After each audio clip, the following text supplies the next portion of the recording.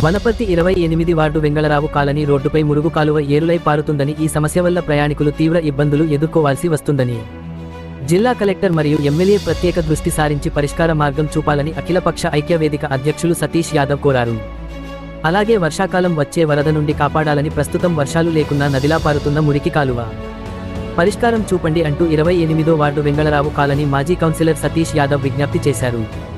ఈ రోజు కనుమ పండుగ రోజున 28వ వార్డు వెంగళరావు కాలనీ ముందు వర్షాలు లేకున్నా జీవనదిలా పారుతున్నదని, ప్రజలు అది దాటలేక తీవ్రంగా కష్టపడుతూ దుర్వాసనకు ముక్కున వేలు వేసుకుంటున్నారని, ఎండాకాలం ముందే ఇలా ఉంటే వర్షాకాలంలో మా పరిస్థితి ఎలా ఉంటుందో చూడండి అని ప్రజలు గగ్గోలు పెడుతున్నారు. కనుక జిల్లా కలెక్టర్ స్థానిక ఎమ్మెల్యే కల్పించుకుని పీర్లగుట్ట నుండి పారే మురికి కాలువలు వరద నీరు 3 కాలనీల ద్వారా వెళ్లే విధంగా చర్యలు తీసుకుని దానికి తగినన్ని నిధులు కేటాయించి వరద నీటిని మళ్లించాలని అఖిలపక్ష ఐక్యవేదిక తరపున వెంగళరావు కాలనీ ప్రజల కోరిక మేరకు మాజీ కౌన్సిలర్గా డిమాండ్ చేస్తున్నామని తెలిపారు. ప్రజలకు నమస్తే. 28వ వార్డు దుస్థితి ఇది.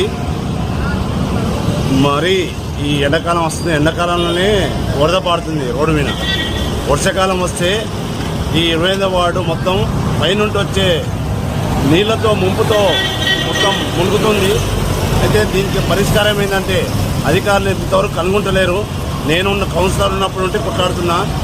3 రోడ్లు అంటే అక్కడ ఏది ఆర్టీసీ కాలనీకి ఒక కాలువ, మధ్యలో ఒక కాలువ, పైన ఒక కాలువ, 3 కాలువలు చేసి దీన్ని పరిష్కారం ఏంటంటే మొత్తం తీసుకుపోయి జమీపురం కాడ కలిపితేనే దీని పరిష్కారం ఉంటుంది.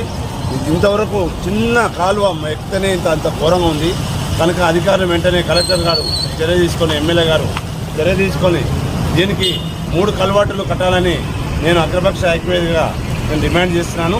28వ వార్డుకు పరిస్థితి ఎట్లా ఉందంటే ఒక పల్లెటూరులో లేకుంటే ఏదైనా వాగులో ఉన్న పరిస్థితి ఉంది ఈరోజు. ఎందుకంటే చిన్న వరద వచ్చిన ఈ వార్డు మునుగుతుంది. వార్డు ప్రజల తరఫున నేను దీనిపై పోరాడి ఈ కలవాటులు చేసి కాలువలు చేసే విధంగా కృషి చేస్తానని